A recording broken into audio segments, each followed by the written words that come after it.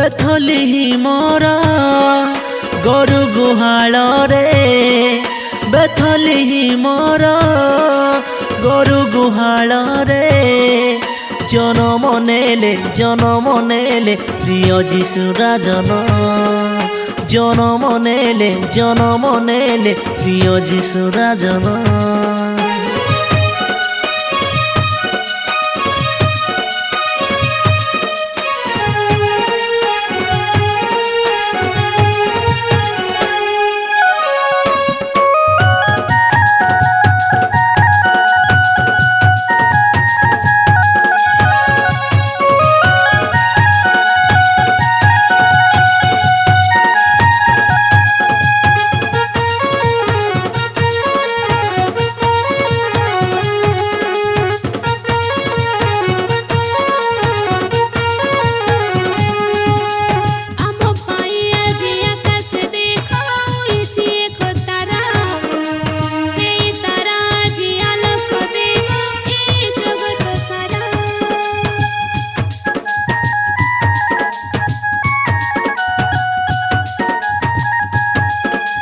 आमो पाई आजी आकाशे देखोइछि एक तारा से तारा आजी आलोक देव ए जगत सारा।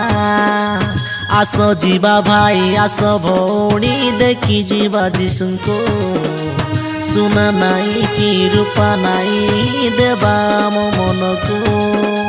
बेथली मोर गरु गुहाल रे बेथली मोर गरु गुहाल रे जनम नेले प्रिय जीशु राजन जनम नेले प्रिय जीशु राजन।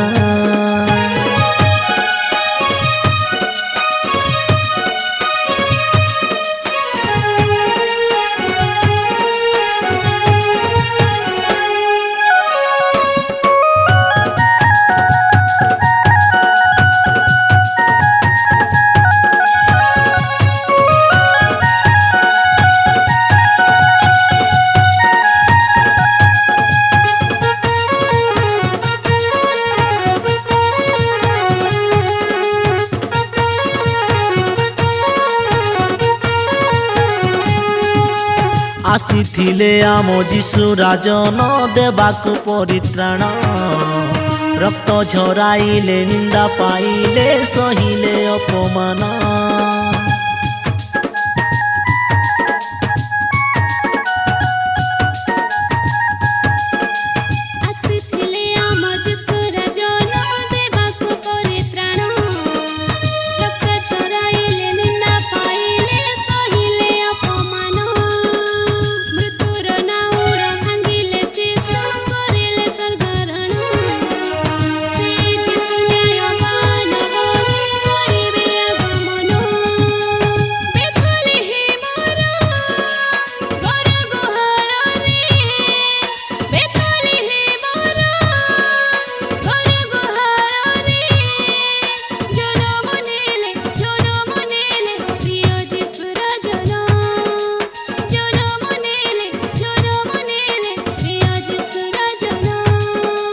बेथली मोर गरु गुहाल रे बेथली मोर गरु गुहाल रे जनम नेले प्रिय जीशु राजन जनम नेले प्रिय जीशु राजन।